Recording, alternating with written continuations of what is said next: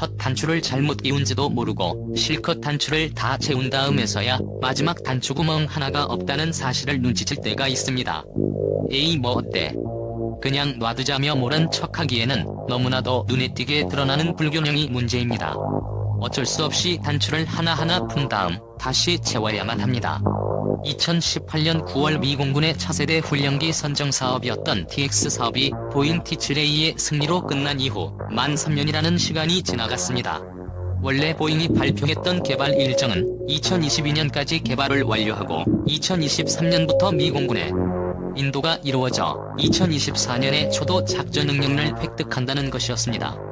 하지만 현재 상황으로 미루어 보았을 때 미 공군은 첫 단추를 잘못 끼워도 한참 잘못 끼웠다는 사실을 뒤늦게 깨닫고 있는 것 같습니다. T-7A가 TX 사업에 선정된 이후 보잉이 무리수를 두고 있다는 전문가들의 분석이 많았습니다.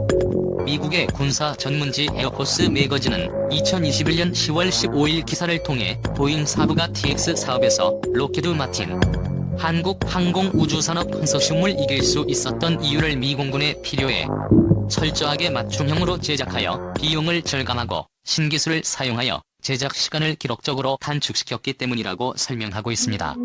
이번 고등 전술 훈련기 사업에서 한국항공우주산업 카이와 합작한 TO-12를 제안할 것이냐는 기자의 질문에 록히드 마틴은 즉답을 피하면서 자기들도 보잉처럼 미 공군의 요구 조건에 맞춘 신형 기체를 빠른 시간 안에 제공할 능력이 있다는 모호한 태도를 보였다고 합니다. 한국 입장에서 보면 다소 배신감이 느껴지는 태도이기도 한데 제 개인적으로는 록히드 마틴이 그만큼 한국 항공우주산업의 성장에 대해 부담감을 느끼고 있는 것이 아닌가? 라는 분석을 하게 됩니다. 여러 자료를 통해 살펴보면 T-50 골든 이글은 록히드 마틴의 예상을 뛰어넘는 훨씬 더 뛰어난 성능을 지닌 기체로 탄생했다는 사실을 알 수 있습니다. 특히 더 워존 기사에서도 지적하고 있듯이 T-50은 FA-50이라는 걸출한 전투기 파생형을 이미 지니고 있는 데다 세계 여러 나라로 꽤 많은 숫자가 수출되고 있습니다. 즉 성능 검증도 끝이 났고 언제라도 양산이 가능하다는 장점을 지니고 있다는 것입니다. 그렇다면 미 공군은 T-7A 훈련기를 선정해놓고서 도대체 왜 고등 전술 훈련기라는 얼핏 훈련기와 뭐가 다른지 잘 구분도 되지도 않는 기체를 적어도 100대 이상, 많으면 400대 가까이 도입할 수도 있다고 선언한 것일까요? 더 워존 기사를 읽어보면 미 공군이 ATT에 대해 장황하게 설명하고 있는 내용이 나오지만 제가 보기에는 중대한 결함 때문에 언제 실전 배치될지도 알 수 없고 비용 절감을 위해 오로지 훈련기라는 플랫폼에만 충실하게 만들어진 보잉 T-7A보다는 좀 더 전투기 같은, 아니 때로는 전투기로도 쓸 수 있는 훈련기가 필요하다는 말 그 이상도 그 이하도 아닌 것으로 분석됩니다. TX 수주전에서 T-52의 패배가 확정된 이후 그리고 지금 이 순간까지도 T-50을 비판하는 국내 밀리터리 매니아들과 일부 군사 전문가들은 T-52 훈련기로 쓰기에는 너무 고사양의 기체이며 T-7A처럼 쓸데없는 군더더기는 다이어트해야 한다고 주장하고 있습니다. 카이와 첨예한 대립각을 세웠던 일부 군사 전문가들 중에는 TF-52 미공군 고등 전술 훈련기 ATT에 선정될 가능성이 높다며 태도를 바꾸는 사람도 있지만 말입니다. 세계 최강의 전력을 보유하고 있는 미공군은 현재 전투기 파일럿 양성 프로그램을 2차 세계대전에 낡아빠진 유물이라고 정의하며 이를 개혁해야 한다고 강력하게 주장하고 있습니다. 이포지 이니셔티브라고 불리는 그 개혁의 중심에 서 있는 존재가 바로 고등 전술 훈련기이며 이는 곧 FA-50 사양이라고 봐도 무방할 정도로 흡사합니다. 독자 여러분들의 이해를 돕기 위한 설명은 이 정도로 해두고 2021년 10월 15일 미국의 군사 전문지 더 워존이 게재한 에어포스 원츠 헌드러즈 모어 제트 레이너즈 디스파이트 얼레디 바잉 T-7A 레드 폭스를 번역해보도록 하겠습니다. 미 공군은 이미 TX 프로그램에 따라 주문된 351대의 T-7A 레드 호크 이외에 최소 100대 이상, 어쩌면 수백 대의 고급 전술 훈련기를 추가하는 방안을 고려하고 하고 있다. 추가되는 고등 전술 훈련기로 T-7A 레드 호크의 파생형이 선정될 수도 있지만 미 공군은 자신들의 요구 조건을 만족시킬 가능성이 있는 경쟁 기종들 또한 모두 살펴볼 것이라고 말했다. 10월 12일 전투기 조종사 양성 프로그램을 개혁하기 위한 폭 넓은 노력의 일환으로 미 공군은 고등전술훈련기에 대한 정보 요구서를 공개했다. 고등전술훈련기라고 불리는 이 새로운 제트기는 조종 사양성을 책임질 뿐만 아니라 가상 공중전 훈련 프로그램의 연장선상에 있는 가상 적기로서 그리고 전술적 대용기로도 사용될 것으로 보인다. 이 고등전술훈련기는 실전 수준의 훈련을 충분히 제공하여 미공군이 운영하는 값비싼 플랫폼들을 더 저렴한 플랫폼으로 전환할 수 있도록 돕게된다. 가장 최근에 공개된 고등전술훈련기 조달 사업의 세부 사항들은 이제트 훈련기들이 작년 공군전투사령부가 밝혔던 완전히 새로운 훈련 개념인 리포지 이니셔티브를 지원하기 위해 필수 불가결한 존재라는 사실을 확인시켜준다. 공군전투사령부 대변인은 에어포스 매거진과의 인터뷰에서 바람직한 플랫폼은 리포지 이니셔티브의 운용 개념에 필요한 초기 전술 훈련 플랫폼 조건을 충족시킬 수 있는 기종이라고 말했다. 전술적 대용기라는 명칭 뒤에는 F-35처럼 전방에서 활약하고 있는 최첨단 전투기와 동일한 특성을 보유한 조종석을 갖춘 저비용 훈련기 플랫폼을 조달하겠다는 아이디어가 숨어있다. 중요한 것은 351대로 수량이 확정된 현재의 T-7A 프로그램으로는 리포지에 필요할 것으로 예상되는 총체적인 미래 훈련 요구를 충족시킬 수 없을 것이라는 팩트 때문에 이 전술적 대용기 사업이 추진되고 있다는 사실이다. 고등전술훈련기는 T-7A와 비교해봤을 때 매우 다른 성능을 지닌 채 등장할 가능성이 높다.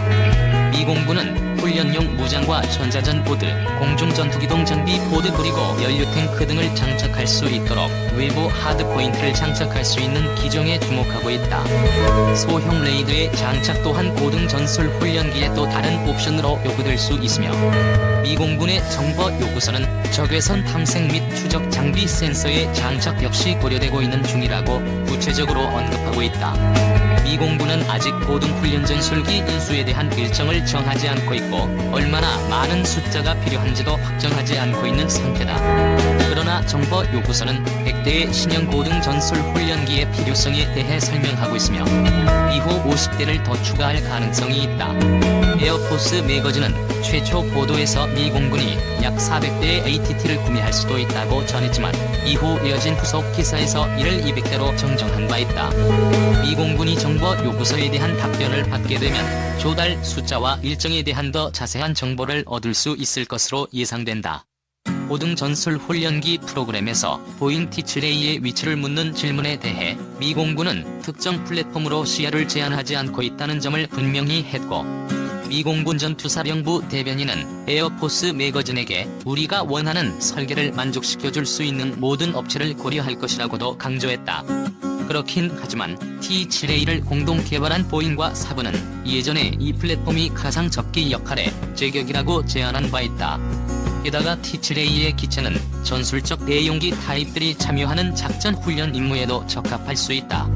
공군전투사령부는 심지어 FT-7X로 불리는 레드흑의 전투기 파생형의 등장 가능성에 대해서도 비공식적으로 논의한 적이 있었다. 원래 T-7A 기본형은 2023년부터 미 공군에 인도될 예정이었으며 미 공군 교육훈련사령부는 이듬해 레드흑의 초도 작전 능력을 달성한다는 계획을 세우고 있었다. 그러나 T-7A 프로그램에 몇 가지 예상치 못한 문제들이 발생했다. 최근 보잉사가 소프트웨어의 수정을 통해 해결했다고 발표했던 온갖 문제와 전 세계적인 바이러스 팬데믹과 관련된 부품 부족으로 인한 생산 지연 등이 바로 그런 예상치 못한 문제들이다. 그 결과 T-7A가 완전한 작전 능력에 도달하는 시기는 2034년으로 연기되었다. 로켓마틴과 한국항공우주산업 카이가 TX 프로그램에 제안했지만 선정되지 못했던 T-52도 미 공군의 새로운 훈련 프로그램 리포지 컨셉 요소를 평가할 수 있는 잠재적 후보로 정해진 지 오래다. 과거 미 공군은 리포지 이니셔티브를 지원하는 RFX로 알려진 개념 증명시험 프로그램을 위해 4대에서 8대의 T-50을 임대하는 방안을 검토한 적이 있는데 현재 고등전술훈련기를 조달하고자 하는 정보 요구서가 RFX 프로그램에 변화를 주었는지 여부는 명확하지 않다. T-7A와 달리 T-50은 현재 양산형 기체로 존재하고 있으며 이는 필요하다면 즉각적으로 리포지 개념 입증에 투입될 수 있다는 사실을 의미한다. T-52와 함께 TX 프로그램 및 RFX에 뛰어들었던 레오나르도 M346의 경우도 마찬가지이다. 비록 미공군 전투사령부가 어느 쪽이 선정되든 작년에 임대 계약을 마무리하겠다고 말했었지만 지금까지 이에 대한 언급이 없으며 RFX 프로그램은 불확실한 상태에 놓여있다. 2018년 말 DX 조달을 위한 T7A의 선택은 지난 몇 년 동안 공군 훈련 프로그램에 있어 가장 중요한 발전을 의미했지만 리포지는 TX보다 훨씬 더 큰 영향력을 발생시킬 수 있는 잠재력을 가지고 있다. 더 리포지라는 개념은 미 공군 전투사령부의 수장 마이크 홈즈 공군 대장에 의해 2019년 초에 공개되었는데 그는 21세기로 접어들었음에도 불구하고 훈련기 사업은 여전히 2차 세계대전 시대의 요구에 맞춰 개발된 낡아빠진 원칙들에 그 바탕을 두고 있다며 훈련기 사업의 현대화를 강력히 요구했었다. 1930년대의 파일럿 훈련은 12개월 과정으로 구성되었다. 그동안 위성항법 시스템, 완전 디지털화된 조종석, 자동 비행장치 그리고 전자식 비행통제장치 등의 눈부신 발전에도 불구하고 오늘날의 파일럿 훈련은 여전히 12개월 과정으로 구성되어 있다고 홈즈 공군 대장은 워 온 더 락스에서 토로했다. 현재 미래의 미 공군을 책임질 전투기 조종사들은 3단계로 구성된 조종사 훈련 합부 과정을 거친다. 두 번째 단계부터 T-6A 텍선 투 터보프롭 훈련기를 사용하여 실제 비행을 시작하고 전투 입문 비행 훈련이라고도 알려진 세 번째 단계가 되면 비로소 T-7A로 대체될 T-38 탈론, 제트기로 훈련이 진행되지만 전체 양성 과정의 프롭 훈련기인 T-6A가 더 많은 시간 동안 관련되고 있다. 이 시점에서 조종사들은 정규 훈련 부대에 의해 운영되고 그들이 최종적으로 조종해야 할 특정 최전선 전투기에 대한 경험을 제공하는 전투기 기본원리 입문 코스로 이동하게 된다. 홈즈가 구상한 리포지 계획의 뼈대는 미래의 전투기 조종사들이 조종사 훈련 학부 과정의 첫 2단계를 끝마친 후 앞으로 그들이 몸담아야 할 작전 전투 비행대로 직행하게 만들어 복잡하기 짝이 없는 훈련 과정을 철저하게 재정비한다는 것이다. 일단 최전방 부대에 배속되면 그곳에서 T-7A나 신형 고등 전술 훈련기로 비행 임무를 계속 수행하고 충분히 경험을 쌓고 나면 딴 곳으로 이동할 필요 없이 같은 부대에서 배정된 최전방 전투기로 즉시 전환할 수 있게 된다. 미 공군 수뇌부가 새로운 시스템을 통해 개선하기를 희망하고 있는 부분은 다름 아닌 다른 기지로 이동하면서 낭비되는 시간을 줄이고 새롭게 양성된 조종사들을 최전방에 투입하는 과정을 좀 더 빠르게 가속시키는 데 있다. 또한 미 공군이 숙련된 파일럿의 부족으로 상당한 부담을 경험하고 있는 상황에서 보다 단순화된 훈련 시스템은 전투기 조종사라는 직업을 더욱 매력적으로 만들어 조종사 후보생들을 모집하는 데도 큰 도움이 되어줄 것이다. 이와 동시에 작전 임무를 수행하기에도 바쁜 최전방 전투기 기체들에게 부여되는 파일럿 훈련 참가 요구 또한 줄어들 것이다. 고등 전술 훈련기를 갖춘 훈련 부대들을 작전 중인 전투기지에 함께 배치하는 것은 만일의 순간 훈련 교관들도 공격 임무 수행에 참여할 수 있게 해줄 가능성이 있다. 이러한 모든 유형의 임무들은 이미 T-7A를 위해 작업 중인 동종 합성 전장 훈련 교보제의 지원을 받을 것이며 시뮬레이터도 여기에 포함된다. 한술 더 떠서 가동 가능한 신형 고등 전술 훈련기를 보유하게 된다면 신출애기 초보 파일럿들의 실제 비행 시간을 늘리는 데도 큰 도움이 될 수 있다.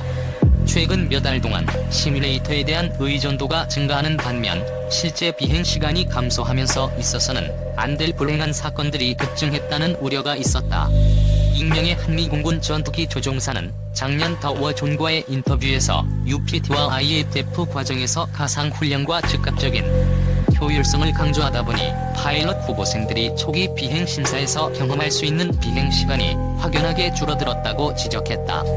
비록 정규 훈련 부대와 조종사 훈련 학부 과정 프로그램이 조종사 후보생들을 각 단계에서 요구하는 몇 차례 비행에서 평균 수준은 되도록 도와주고 있고 실제로 그 덕분에 일정에 따라 다음 과정으로 넘어가고는 있지만 이미 기초적인 비행 훈련에서 후보생들의 경험 부족이 드러나기 시작하고 있습니다. 이러한 점들을 고려해봤을 때 미 공군이 제시하고 있는 고등 전술 훈련기가 어디에 왜 필요한지 보다 분명해진다. 적어도 초기에 생산되는 T-7A가 오로지 T-38을 직접 대체하고 조종사 양성 커리큘럼의 전술 입문 훈련 과정에 맞춤형으로 만들어져 조달되는 반면 고등전술 훈련기는 보다 작전적인 능력을 갖추고 있어 최전방 전투기 타입들에 대한 보다 적절한 디딤돌 역할을 할 수 있다. 또한 고등전술 훈련기는 지속적인 훈련 비행에도 적합하다는 잠재력을 지니고 있으며 비행 및 유지 보수에 천문학적인 비용이 소요되는 값비싼 5세대 유형 전투기들에 대한 수요를 줄일 수도 있게 된다. 이들 최전방 5세대 전투기 부대에 고등전술 훈련기를 함께 배치하면 기본 전술 훈련부터 숙련된 조종사 양성이 이르기까지 많은 부분에 걸친 비용을 절감할 수 있고 5세대 기체의 수명조기도 늘릴 수 있다는 뜻이다. EA 스피릿 스텔스 폭격기, UAS 드래곤 레이디 정찰기 등 첨단 스텔스 전투기에 탑승해야 하는 조종사들에게 특히 걱정거리가 되고 있는 것이 바로 이러한 부분이다. 현재 T-38을 통해 이 파일럿들이 기본적인 비행 숙련도를 유지하고 비행 시간을 늘리는 것을 돕고 있지만 1959년에 초도 비행을 시작한 T-38은 이런 역할을 맡기에는 너무 구식인 훈련기가 되어버렸다. 만약 미공군이 200대 정도의 고등전술 훈련기를 확보할 수 있게 된다면 이들은 또한 가상 공중전 훈련에 반드시 필요한 존재인 대항기 수요의 상당 부분을 충족시킬 잠재력을 지니고 있다. 미 공군은 대항기를 지원받기 위해 전국 공군 기지에서 7개의 서로 다른 계약 업체를 고용해왔지만 대항기 능력에 대한 논의가 여전히 진행 중이기 때문에 최종적으로는 미 공군 내부의 기체로 보완되거나 심지어 아예 대체될 수도 있다. 현재 미 공군은 단지 2개 편대로 구성된 소규모 침략기 비행단을 보유하고 있을 뿐이며 여기 더해 T-38은 이미 제1전투비행단 소속 F-22 훈련을 위한 침략기 역할을 제공하고 있는 중이다. 궁극적으로 고등전술 훈련기는 필요에 따라 파일럿 양성 임무와 침략기 임무 사이를 오가며 다목적으로 활용될 수 있고 이는 자원 절약 측면에서도 상당한 효과를 불러올 수 있다. 장기적 관점으로 본다면 고등전술 훈련기가 최근 미 공군의 관심 분야로 급부상하고 있는 신형 무인 대항기 플랫폼과 함께 연계되어 사용될 가능성도 충분히 예상해볼 수 있다. 미 공군은 또한 우리가 과거부터 논의해왔던 일반적 주제인 전술 비행대의 로하이믹스를 어떻게 최적화시킬 것인지에 대한 연구를 진행하고 있는 과정에 있다는 사실 또한 기억해야 한다. 리포지 개념은 이러한 전술기 하이로우 믹스 전략에도 큰 역할을 맡게 될 것으로 보인다. 왜냐하면 차대에 도착하기 전까지 어떻게 신참 조종사들을 훈련시킬 것인지, 막상 그들이 차대에 도착한 이후 특정한 종류의 훈련을 어떻게 계속 이어나갈 수 있을지를 재정비하는 것이 바로 리포지 프로젝트의 목표이기 때문이다. 이는 미 공군 전투기 사업 전반에 걸쳐 고등전술 훈련기의 중요성을 절감하고 있을 것이라는 사실을 의미한다. 따라서 우리가 미 공군에서 신형 고등전술 훈련기 혹은 개량된 T-7을 볼 수 있을 때가 언제일지는 정확히 알 수 없지만 다양한 역할을 수행할 수 있는 이런 종류의 전투기에 대한 수요가 증가하고 있는 것만은 분명하다. 미 공군은 새롭게 도입하고 싶어하는 고등전술 훈련기가 갖추어야 할 사양을 다음과 같이 설명하고 있습니다. 각종 무장과 전자전 보드, 공중전투기동 장비 보드 그리고 연료탱크 등을 장착할 수 있도록 외부 하드포인트를 갖추고 있어야 하며 소형 레이더의 장착 및 적외선 탐색 및 추적 장비 센서도 옵션으로 요구될 수 있다고 말이죠. 다른 외신에서는 공중급유 능력까지 언급하고 있었습니다. 일단 T-7은 이러한 고등전술 훈련기 요건을 만족시키기에는 너무나도 먼 길을 가야만 합니다. 비용 절감을 위해 지나칠 정도로 다이어트를 했다는 사실은 보잉 스스로가 이미 밝히고 있고 그 과정에서 ATT에게 요구되고 있는 각종 무장과 장비들을 장착하기에는 T-7 기체의 형상과 기골 구조가 너무나도 빈약하다는 사실 또한 널리 알려져 있습니다. FA-50에 해당하는 T-7의 전투기 파생형 FT-7X가 등장하려면 거의 재설계 수준의 개량 작업이 필요하다는 뜻이지요. 당연히 엄청난 비용과 긴 개발 일정이 필요하게 됩니다. 게다가 디지털 엔지니어링을 적용하여 제작 기간을 단축하겠다고 선언한 보잉의 원장담이 무색하게도 특정 상황에서 기체가 통제력을 상실하는 운락 결함이 발견되었고 덕분에 개발 일정은 예상하지 못했던 지연과 맞닥뜨리게 되었습니다. 보잉은 날개의 양력을 통제할 수 있는 형상 재설계를 통해 문제를 해결하는 것이 아니라 전자식 자동 비행제어 시스템에 관련된 소프트웨어를 수정하여 이 문제를 해결했다고 선언했습니다. 그런데 관련 자료들을 통해 공부를 해보면 모든 항공기는 윙락 현상을 경험하기 마련이라는 사실을 알 수 있는데요. 하지만 날개의 형상을 재설계하지 않고 전자식 자동 비행저 시스템에 관련된 소프트웨어만 수정하여 윙락을 해결하겠다는 이야기는 결국 해당 항공기의 기동성과 운동성을 떨어뜨리겠다는 말이 됩니다. 이에 대한 좀 더 상세한 이야기는 KKMD 308화 전문가 관점 T7A의 윙락 결함을 해결하기 어려운 이유편을 참고하시면 되겠습니다.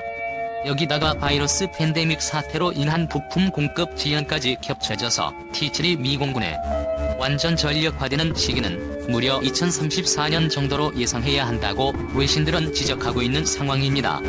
거기다가 T7을 전투기 파생형으로 만든 FT7X의 등장과 완전 전력화를 기다리려면 최소한 13년 이상을 기다려야 한다는 뜻이 되죠.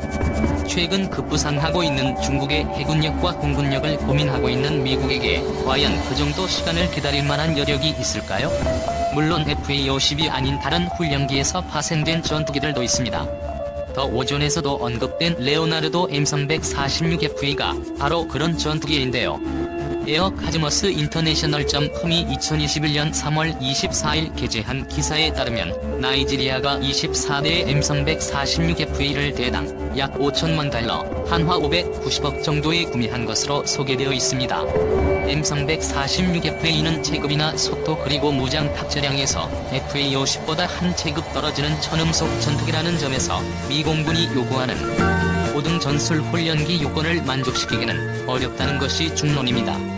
물론 그런 이유로 TX나 RFX 사업에서 번번이 T-52에게 밀릴 수밖에 없었지만요.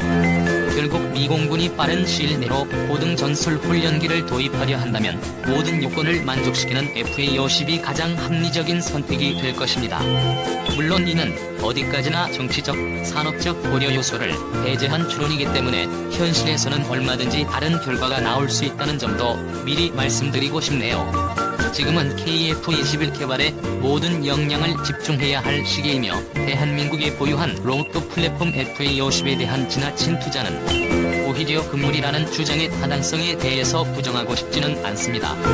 하지만 F-35E에 들어가는 운영 유지비를 절반 정도 아낄 수 있다는 KF-21과 그 KF-21 운영 유지비의 절반 정도만을 사용한다는 FA-50의 가성비는 결코 무시할 수 없는 전략이 됩니다.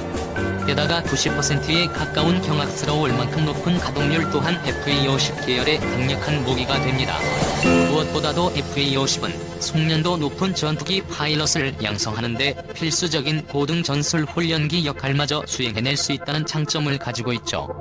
만약 미공군이 계획하고 있는 리포지 이니셔티브가 전 세계 공군에게 영향을 미치게 된다면 단순한 훈련기보다 더 많은 임무를 소화해낼 수 있는 고등 전술 훈련기 또한 세계의 주목을 받게 되리라는 예상은 어렵지 않게 할 수 있습니다. 이미 중국은 훈련기 L-15 플랫폼을 내세워 아프리카와 중남미의 고등 전술 훈련기 시장을 공략하고 있는 중입니다. 2천만 달러, 한화 260억을 넘지 않는 가격이 가장 큰 장점이죠. 아직 성능이 검증되지 않았지만 아프리카와 중남미의 예산이 넉넉하지 않은 공군들이 여기에 큰 관심을 보이고 있습니다. 과연 중국이 자랑하고 있는 L-15는 어떤 전투기이며 어떤 성능을 지니고 있는지를 다음 해외 기사 번역 영상을 통해 살펴보도록 하겠습니다.